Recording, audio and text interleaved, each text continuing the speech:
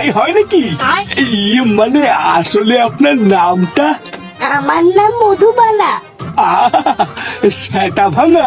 কিছু বললেন? না না, কি আর বলবো, ভাষার বালি তো হারিয়ে ফেলেছি।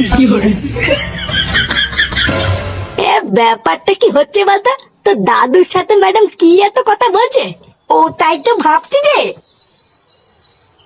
যাই হোক, আপনি আমার আজকে যে উপকার করলেন, আমি ধন্যবাদ দিয়ে আপনাকে ছোট করব না। একদিন সময় করে আসবেন, আপনার উপকারের প্রতিদান আমি পুষিয়ে দেব। আচ্ছা আচ্ছা, ঠিক আছে।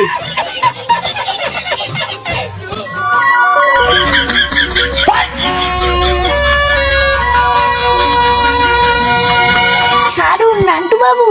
না সোনা, আমি ছাড়বো না। ছাড়ুন, সবাই দেখছে তো। দেখো গিয়ে, একবার যখন তোমাকে আমি কাছে পেয়েছি আর ছাড়বো না। আরে বাবা, ছাড়ুন না, ছাড়ুন আমাকে, ছাড়ুন।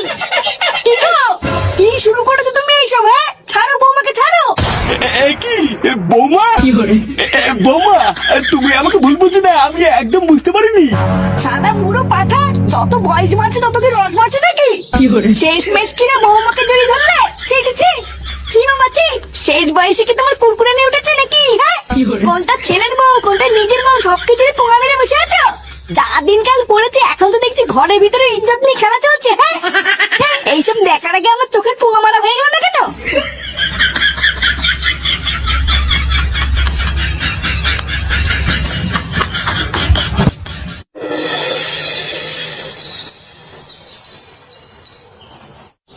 কি বলছিস কি রে ফুটো? তোর বাবা তোর বউকে জড়িয়ে ধরেছিল, তা তুই সবকিছু দেখেও চুপচাপ থাকলি, কিছু বললি না? আমি কি বলবো বলতো? এই মালটা যে এই বয়সে এত খেয়ে আছে, এটাকে আমি আগে জানতাম নাকি?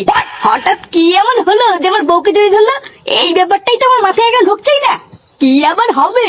আমি শুনেছি জানিস, বুড়ো বয়সে নাকি ছেলেদের কুরকুরে নিয়ে ওঠে। দেখ গিয়ে তোর বাপেরে উঠেছে, তুই মিলিয়ে নে, কোন সময় খবর পাবি লেওরা তোর ভাই হবে।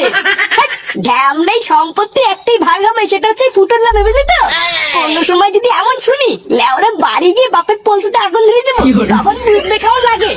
আমি বলি কি ফুটো, তোর বাপের নামে যা শুনছি, আমার কি মনে হয় জানিস, তোর বউকে কিছুদিনের জন্য তোর বাপের থেকে একটু দূরে দূরে রাখ, দরকার পড়লে তোর বউয়ের বাপের বাড়ি দিয়ে গিয়ে যা। হ্যাঁ, এটা তুই ঠিকই বলেছিস।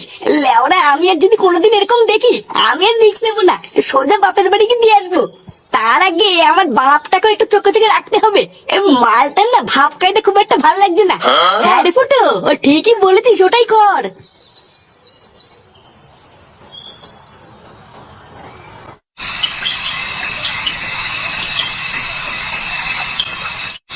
শোনো, আমি যা বলছি ভালো করে কান খুলে শুনবা। আজকে সকালের পর থেকে বাপের হাব ভাব আমার একদম ভালো লাগছে না, একটু সাবধানে থাকবা। লেওরা যাই হয়ে যাক, ডাক্তার একটা মরে গেল বাপের আশেপাশে যাবে না, ঠিক আছে? আচ্ছা। যা দেখছি ওই মালটার এখন ভাদ্র মাস চলছে, কখন যে কি করে ফেলবে ধরতে পারবে না। সকালের ওই সিন হওয়ার পর বাবা কি তোমাকে আর কিছু বলেছে? হ্যাঁ বলেছি তো, দুপুর বেলায় আমি যখন ঘরে ঘুমাচ্ছিলাম তখন এসেছিল। ঘরে এসেছিল? তারপর ঘরে এসে কিছু করেনি তো? না গো, শুধু ঘরে এসে বললো বৌমা আমার ভুল হয়ে গেছে, ব্যাস এইটুকুই বললো, আর কিছু করেনি তো? আরে না গো, আবার কি করবে? না না, কিছু না কিছু না। জানো বাবা, আজকে স্কুলে গিয়ে দাদু কি করেছে? স্কুলে গিয়ে আবার তোর দাদু কি করলো? আরে আজকে স্কুলে নতুন ম্যাডাম এসেছে, বুঝলো তো? তারপরে দাদু যখন যাচ্ছিল,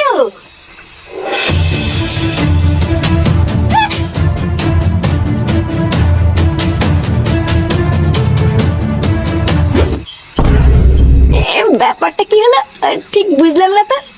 স্কুলের এই ব্যাপারটার সাথে পরীকে জড়িয়ে ধরার ঘটনার কি কোনো মিল আছে নাকি? না, এই ব্যাপারটা তো পুরো মাথার উপর দিয়ে যাচ্ছে, কিছুই তো বুঝতে পারছি না।